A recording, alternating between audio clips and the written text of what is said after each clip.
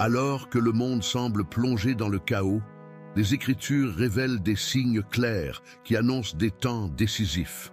Des tendances fortes pour 2025 émergent, mais seules les personnes ayant une vision spirituelle ouverte peuvent les discerner.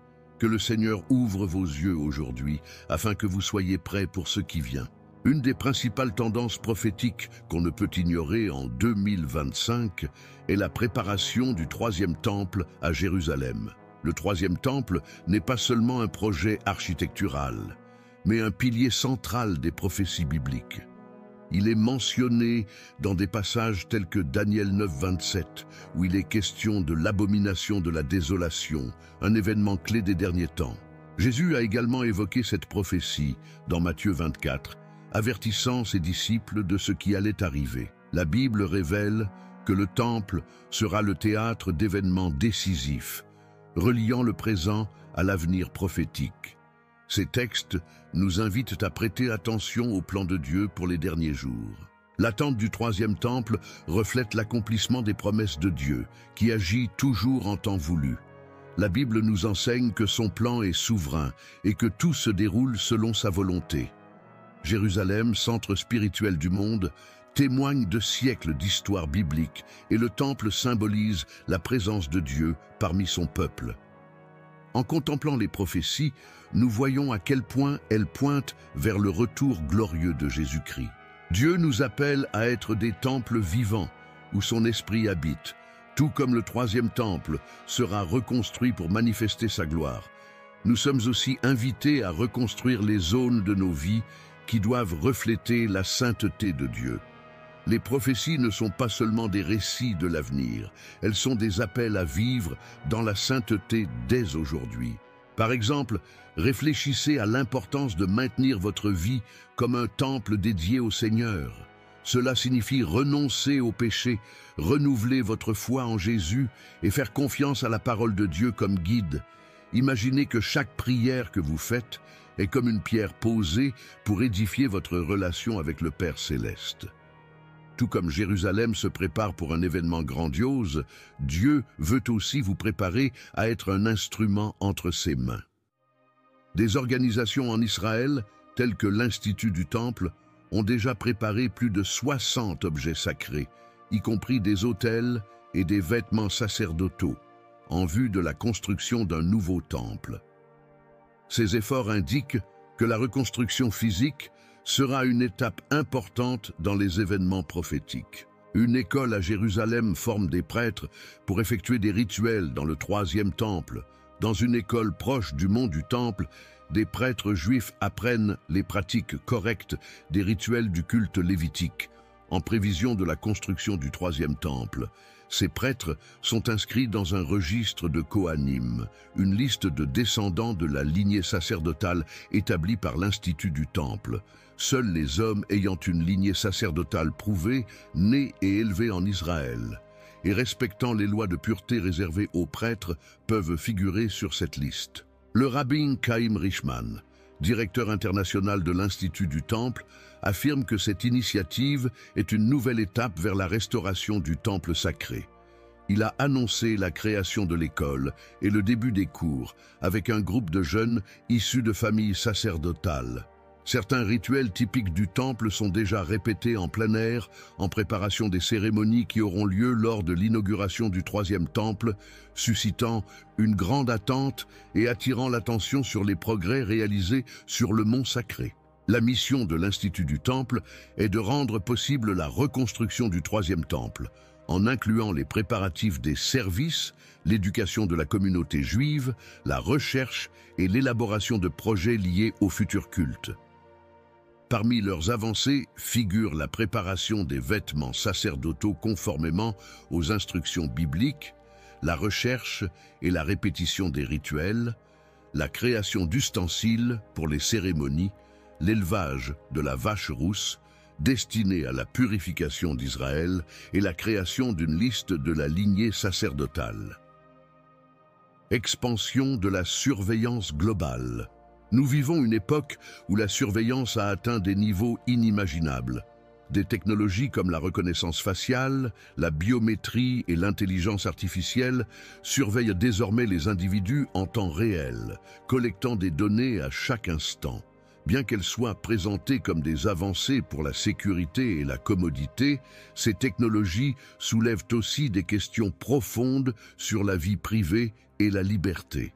La Bible avait déjà prévenu de l'avènement d'un système global de contrôle, comme décrit dans Apocalypse 13, où nul ne pourra acheter ou vendre sans une marque spécifique. Ces technologies créent un environnement où chaque mouvement peut être suivi et chaque décision influencée. L'augmentation des dispositifs connectés et la collecte massive de données personnelles montrent comment le monde se dirige vers un scénario décrit dans les Écritures. Ce n'est pas une hypothèse, c'est un fait observable qui nous rappelle la gravité des prophéties bibliques. Ces avancées démontrent que les systèmes sont conçus pour restreindre de plus en plus l'autonomie individuelle, comme si tout était centralisé pour accomplir un dessein supérieur. La surveillance globale nous pousse à réfléchir à l'importance de la liberté spirituelle. Alors que le monde cherche à contrôler les aspects externes de notre vie, la Bible nous enseigne que la vraie liberté est en Jésus-Christ.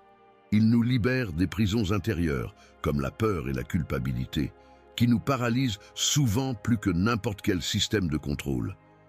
Si vous croyez en cette parole, écrivez dans les commentaires « Seigneur Jésus, je crois que tu es mon libérateur. Amen. » Technologie et contrôle mental. Les avancées en neurotechnologie dépassent les limites de l'imagination, offrant la possibilité d'implanter des micropuces cérébrales pour connecter les esprits humains à des dispositifs numériques. Bien que présentées comme des solutions pour les maladies neurologiques ou des améliorations cognitives, ces technologies soulèvent des préoccupations éthiques. L'idée que les émotions et les pensées puissent être surveillées ou même manipulées rappelle les avertissements bibliques sur des temps de grande tromperie et de contrôle. Regardez ce que la Bible nous dit dans la deuxième lettre aux Thessaloniciens chapitre 2, versets 9 et 10. L'apparition de cet impie se fera par la puissance de Satan, avec toutes sortes de miracles, de signes et de prodiges mensongers, et avec toutes les séductions de l'injustice pour ceux qui périssent parce qu'ils n'ont pas reçu l'amour de la vérité pour être sauvés. Ce contexte nous invite à réfléchir à l'utilisation de la science pour des objectifs qui pourraient compromettre la liberté humaine. Cette possibilité de contrôler ou d'influencer les pensées soulève un dilemme spirituel. Dans Proverbe 4, 23, la Bible nous exhorte à garder notre cœur et notre esprit, car c'est de lui que viennent les sources de la vie.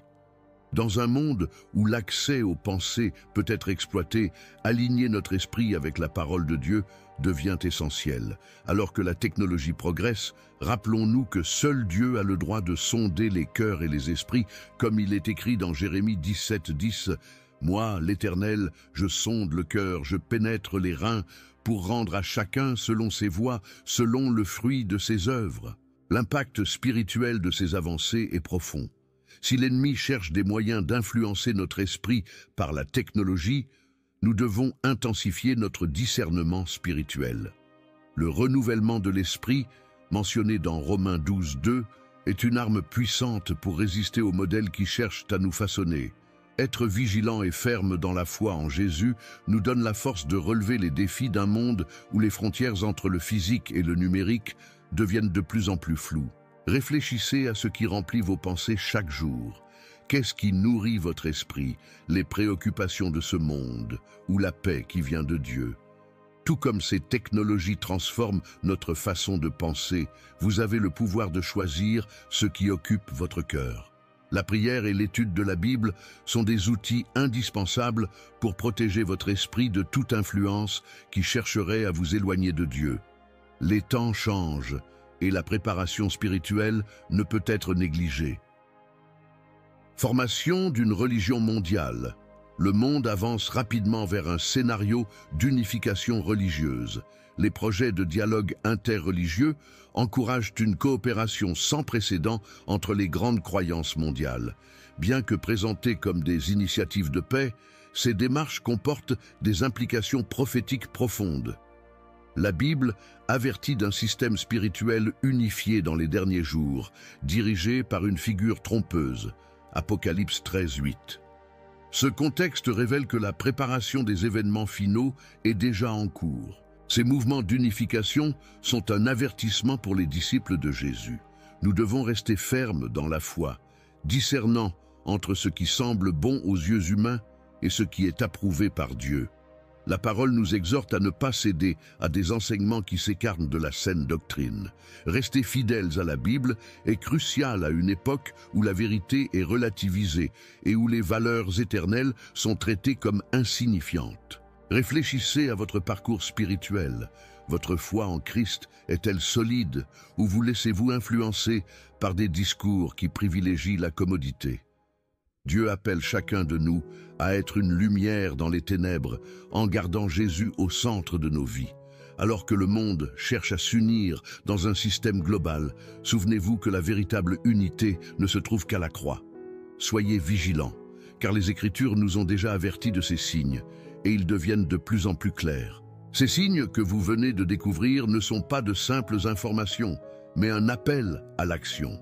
Dieu vous invite à aligner votre vie sur son dessein, à fortifier votre foi et à vivre avec les yeux fixés sur Jésus. Après tout, le temps ne s'arrête pas et les choix que vous faites aujourd'hui résonnent pour l'éternité. Ne laissez pas le monde vous distraire ou vous priver de ce qui est vraiment important. C'est le moment de renouveler votre communion avec Dieu, de plonger dans la Bible et de vivre selon la vérité qu'elle révèle. Tenez donc ferme, ayant saint vos reins de la vérité. Éphésiens 6:14. Cette préparation spirituelle est votre meilleure protection pour les jours à venir. Ma prière est que le Seigneur notre Dieu nous accorde chaque jour le discernement spirituel et qu'il nous protège de toute tromperie. En ces temps de la fin, que le Seigneur Jésus soit avec vous dans votre coucher et votre lever, qu'il garde votre entrée et votre sortie dès maintenant et à jamais. Confirmez cette prière en écrivant « Amen » dans les commentaires. N'oubliez pas de cliquer sur le bouton « J'aime » pour que ce message puisse atteindre plus de personnes au nom de Jésus. Amen.